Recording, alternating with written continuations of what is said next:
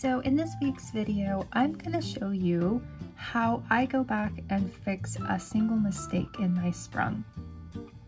So in the previous video, I had showed you how to pick up a row that you've already made and revert your work back to that row. So I might have picked up this row, but I took everything below that row out.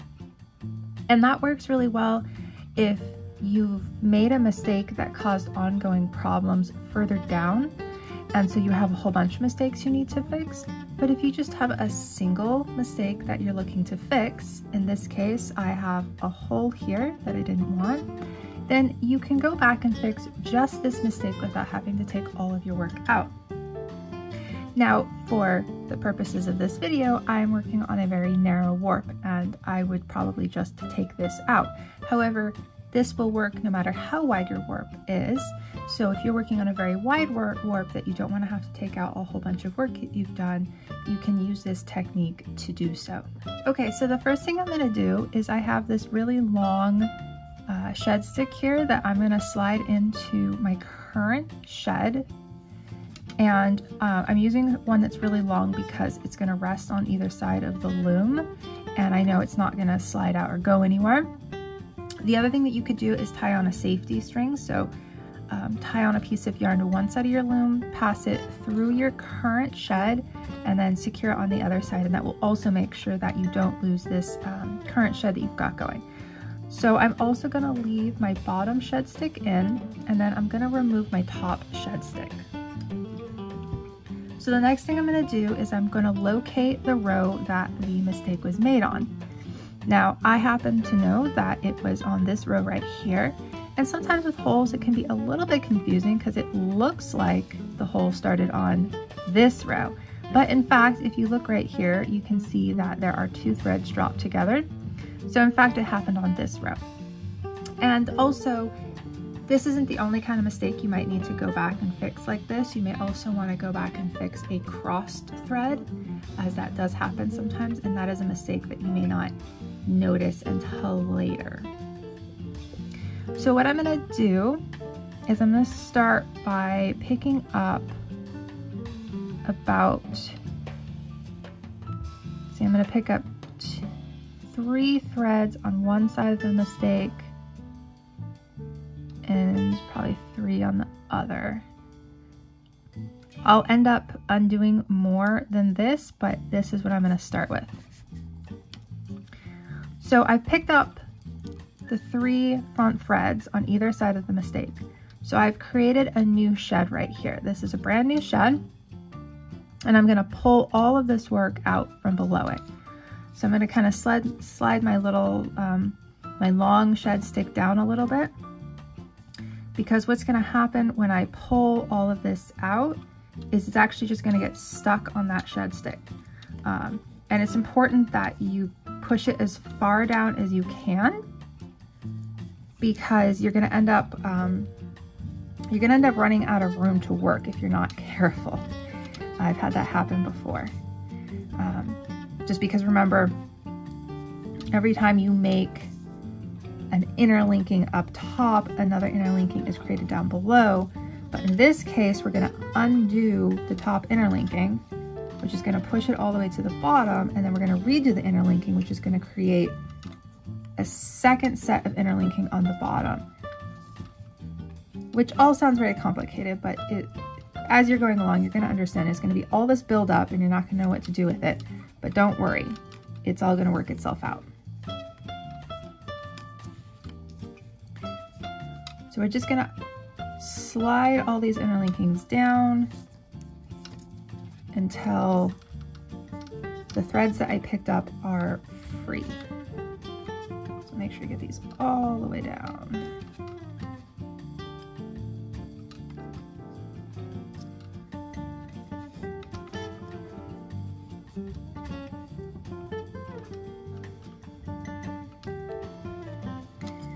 All right, those I think are as far down as I can get them. So what we're going to do now is we're going to rework all of these rows. So starting with this row, we're going to rework it, fix that mistake, and then I'm going to rework the subsequent rows. Now, the first thing to pay attention to before you start is to make sure that of the corresponding back threads that you've opened up here, so you can see I've got a whole bunch of back threads there now. I've moved their work down. That the back threads are coming behind two front threads like this, so that we're doing an actual interlinking. So you can see this back thread, he's coming from over here, right there. So we know that this is correct. This is going to make proper interlinking right here. So just work these threads. And we see we have one front thread that we picked up remaining, so that means that this back thread also goes along with this row. Okay, so there's one row. All right, now to do the next row, if you just look at the threads that we've been working here, so if I separate these guys out, if I try to pick this one up, this isn't going to do any interlinking because this back thread isn't coming from behind two front threads. So if we look right over here, we'll see all these threads. We kind of pull this out, we see all these threads going down. Grab that first thread that's slanting down. So they're all slanting. Grab this very first one and put it in with the rest of the front threads. So we're going to include this one in our interlinking this time. And now when we pick up our back thread, it looks correct and we can keep going.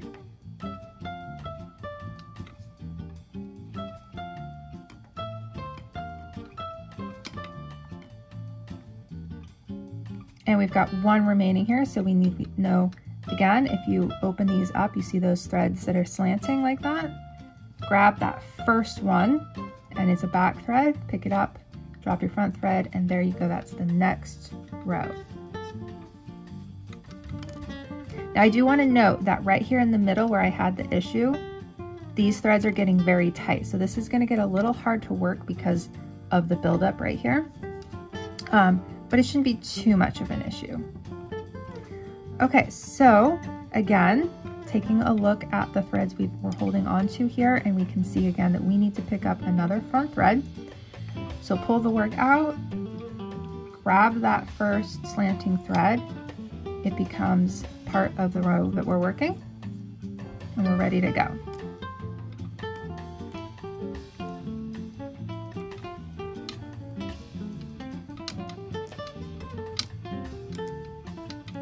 And again, here at the end, we have one more front thread, and we need to pick up another back thread that wasn't a part of the threads we had originally. So we're just going to grab the first of these threads hanging here, pick that up and drop.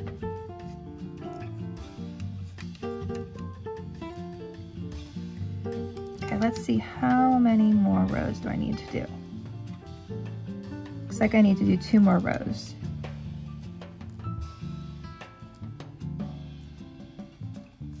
I'm just gonna tighten up these interlinkings here in the middle because it's getting very difficult to get my hands in there.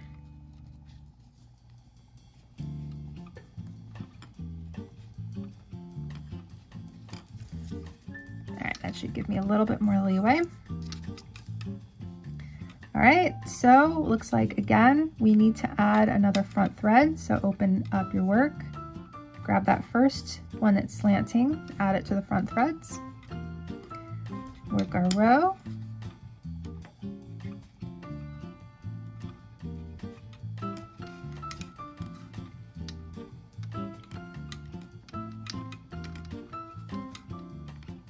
we need to add one more back thread in, so we're just going to pick up the next loose thread hanging here. All right, now I believe we only have 1 row left to work. Yep, okay. This is going to be a little bit of a tough row to work because this thread buildup down here is making it very tight and kind of difficult to get my fingers in there, but I think I can manage one more row, which is all I've got left. And so you need to pick up one more front thread. It's going to be that one right there. So pick that one up and then work the row.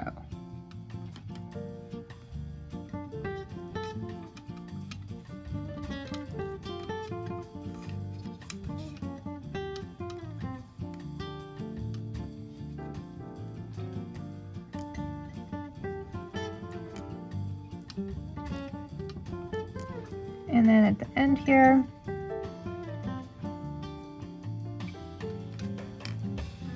need to pick up one more back thread. That guy's a back thread right there. He's right, okay.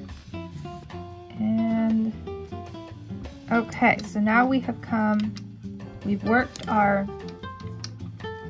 these threads all the way down to the current row. So now what we need to do is we need to merge this shed in with this shed. So we want these threads on the outside from this shed, but we want these middle threads from this shed. With a new shed stick, we pick up the original shed from down here,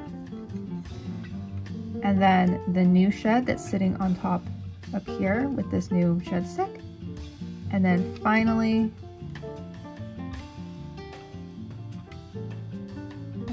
where's that supposed to be? No, that's okay. And then finally, again, back down to this old shed down here. And then I'm gonna pull that guy out and just double check that everything looks correct here. Because there is, okay, no, everything looks fine. There was a thread out of place for a minute there, but this all looks okay. All right, so now we have fixed our error, and we're back to all the threads being on the same shed, and we still have all of this in the middle, this big mess. So what I'm gonna do now is pull this one out and put it in the new correct shed. So this one up here is our correct shed. And now we can go ahead and take all of the shed sticks out down here, because we also need to correct the problem down here, but it's gonna correct automatically once we remove all of this. So we're just gonna kind of gently pull all of these threads apart. And right in the middle there, it might be a little bit rough, but what you're doing is you're going to take apart all of this middle stuff here. So move all of these little interlinkings down.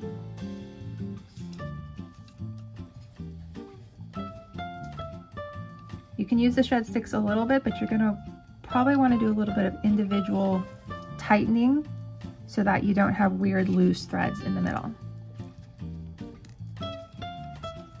Okay, so now we're done. We've fixed our problem. We no longer have an error up here or down here, and we can continue on with our work.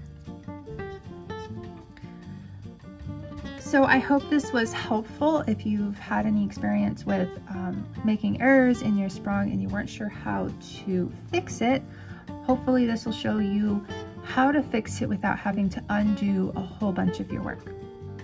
All right, well, thanks so much for watching, and I'll see you next week.